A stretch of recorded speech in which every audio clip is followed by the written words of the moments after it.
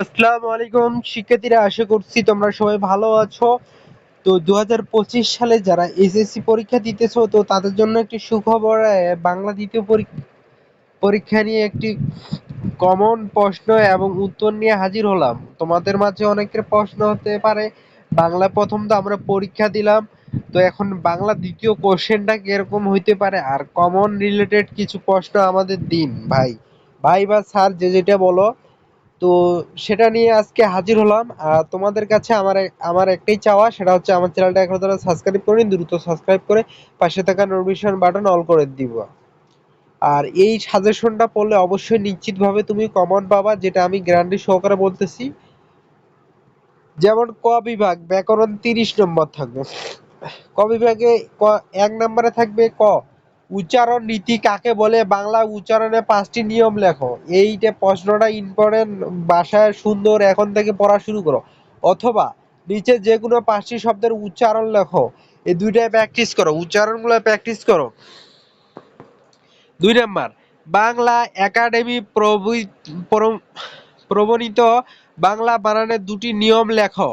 অথবা নিচে যে কোনো 5টি শব্দের শুদ্ধ বানান লেখো। শুদ্ধ বানান সবসময় চেষ্টা করবো বোর্ডের যে শুদ্ধ বানানগুলো ছিল সেগুলো সবগুলো প্র্যাকটিস করবা। আর সবচেয়ে ইম্পর্টেন্ট হচ্ছে যে পিপিলিকা প্রতি বছর আসে। তো এটা ইম্পর্টেন্ট, শুদ্ধ বানানের জন্য এটা ইম্পর্টেন্ট, এটা ভালো করে দেখে নিবা।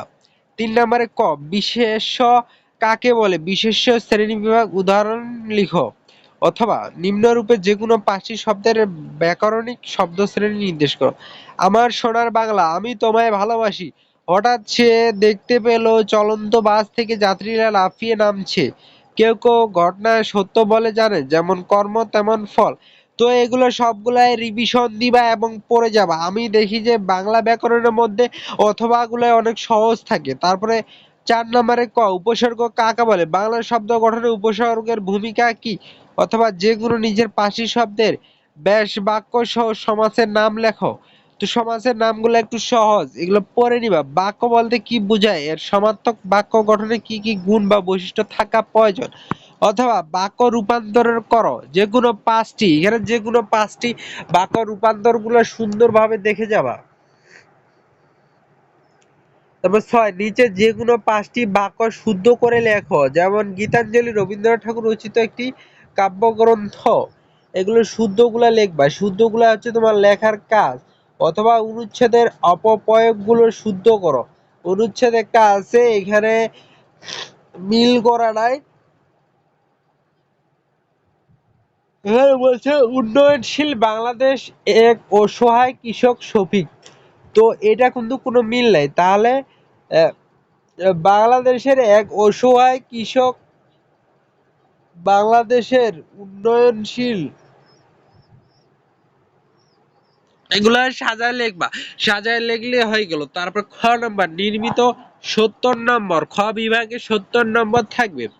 যে কোনো শব্দ থেকে পারিভাষিক রূপ লেখো। এই পারিভাষিক রূপগুলো আজকেই বইয়ে দেখে নিবা, অথবা বাংলা অনুবাদ করো। এই যে ইংরেজিটা অনুবাদ করো বাংলায়। তারপরে নঞ্চডুবির ঘটনা নিয়ে একটি দিনলিপি লেখো। তো দিনলিপি গুলো দেখবা 2টার মধ্যে, অথবা প্রতিবেদন লেখো। 9 নম্বরে থাকবে মোবাইল ফোনের অপব্যবহার ক্ষতি, এটা সহজ আছে, এটা পড়ে নিবা। 9 নম্বর হলো স্টোর কিপার পদে চাকরির জন্য একটি আবেদনপত্র রচনা করো, এটাও সহজ আছে। তারপর ষড়াংশ লেখো। সমাজের কাজ কেবল, ষড়াংশ সবচেয়ে ছোট, ষড়াংশ লেখাটা ভালো আছে আবার। তারপরে কি, ভাব সম্প্রসারণ, জ্ঞান যেখানে সীমাবদ্ধ, বুদ্ধি সেখানে আড়ষ্ট, মুক্তি যেখানে অসম্ভব। নিরাপদ সড়ক চাই, এ বিষয়ে বন্ধুর সংলাপ রচনা করো। অথবা ইঙ্গিত অবলম্বে একটি ক্ষুদ্র গল্প তৈরি করো। ক্ষুদ্র গল্পগুলো পড়ে নিবা। এরপর 12 নম্বরে থাকবে রচনা। রচনা থাকবে মোট হচ্ছে 4টি, এর মধ্যে একটি লিখতে হবে। আশা করি এগুলো কমন আসবে। এর পাশাপাশি জুলাইয়ের অভ্যুত্থান, এই রচনাটি পড়ে নিবা। আজকের ভিডিওটা এ পর্যন্ত, দেখা হবে আবার নেক্সট ভিডিওতে।